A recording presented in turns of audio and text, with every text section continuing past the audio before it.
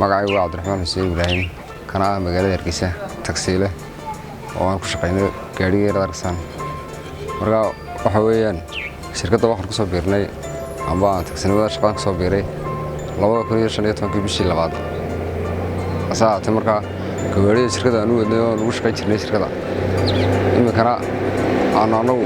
la wareegnay oo aan leenahay gaariga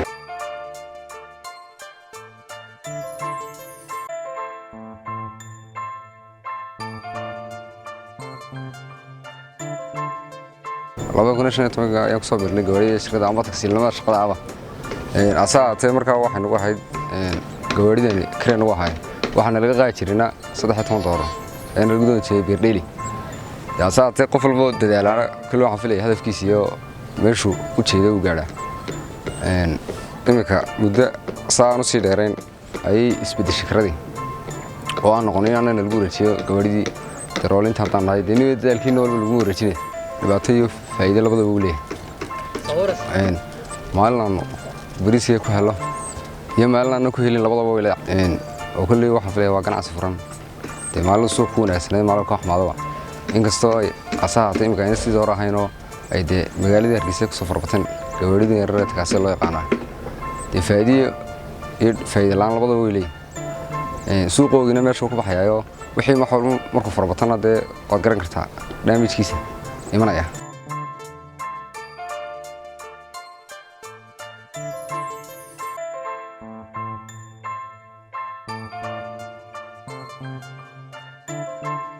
caqabadaha ugu yimaada waxay noqon karaan bariga hore waana loo gelin jiray qalabka oo dhinaca dilaga ee gawaarida shayga naga soo xumaadaba geershu noo yaaloon waana loo gelin jiray oo aan keeni jiray anagoo lacagna naga bixin imika saacad laakiin birtii yar soo jabtay iyo xeerar ku soo baxaba adiga jeebkaaga ay noqonaysaa taaliftirisna caqabada nagu tahay ta kale caqabada labaad nagu ah wadooyinka markaan marno gawaaridii kale oo ka yareerna gawaarida badanaana basaska u badnaatay ama gawaarida leeyahay u badnaana haduu wadada ka horeeyo wax qornay wariya tan gaari uu ku hordhigaya uu ku horjoojinaya inkastoo emergency aan ka shaqeynaa anagu aan qof ku roorna ama qolaan shaqo ku carnay tahay ay fasting noogu farban tahay hasaata dalaw wadooyinkii caqabado farban ma naga haysta kol ayna dhisnayn kol gudkii yaraa ayna gaarigii u adkaysan inuu gaari yar yahay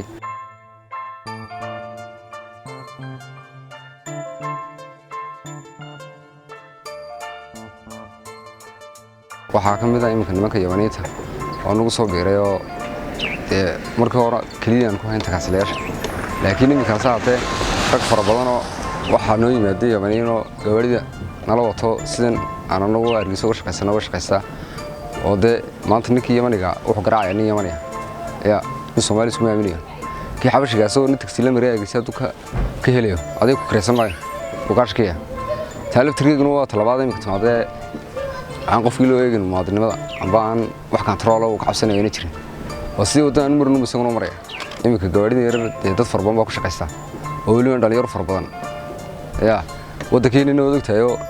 amal warno maanta nin dhalinyaro ka shaqeeyo amba uu kaga maarmo shaqada haysta ma jiro horta dhalinyaro farban boort amal iyo shaqo sameeyay shirkadda marka bilaamatay aniga dhalinyarta markii hore iskuul sare oo ka baxo heer oo jaamacadeed buu awoodi jiray oo maro oo shaqo ku dadayaan meel kale oo iskiila si xirfad uu sameey jiray imika laakiin ninka marka uu soo iskuulka uga baxaan baa la tiraado wallahi ninkan shaqo diyaar u yahay qofkii waxa ay waalidkiisina loo soo iibiyaa kii kale waxba haysana gawaarida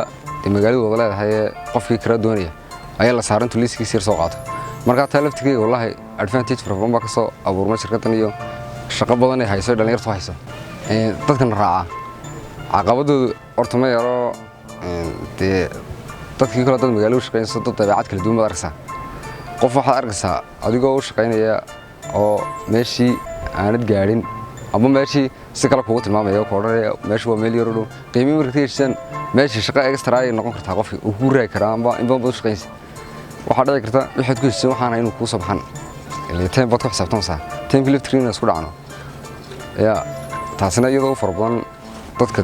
aan magaalada shaqeynaa dabeecado kala duwan yihiin oo cid wanaagsan wixii labada aan arkana ay u leeyihiin dalka horta faa'iido farbadan bay u leeyihiin magaaladii kala xidhan oo bariga hore bas mooyaane wax kale oo qofka jimcaha aad u tagaysay amba toddobaadka dhan asleed soo booqatay aad jimcaha la sii balami jirtay amba magaaladii kala xidhay oo la isku tagi jirin oo wax laga yaabaa dadkii dee geergaan ku jireen ay horta walaa aad iyo aad isku xidhan mustaqbalkooduna waxaan filayaa inay wax kale loo bedelo ka sii wanaagsan mooyaane horta muddo dheer way sii jiri karaan baan u aaminsan waxaan fariin xukuumaddu u sheegayaa inay noo sameeyaan horta weliba dawladda hoose gaar ahaan dee meel waxaa jirta caalamka marka wadooyinka la dhisay inagoo inkasta wadooyinkeena ayna dhisnay inaga wadooyinka haddii laga hagaajiyo wadooyin fiican aan helo magaalada isku xidhnaato horta gawaadhidii way sii jirayaan talabaad waxay noqonaysaa inaan baarka yeelano amba meel na lagu ogaado oo loogu yimaado oo istaano kala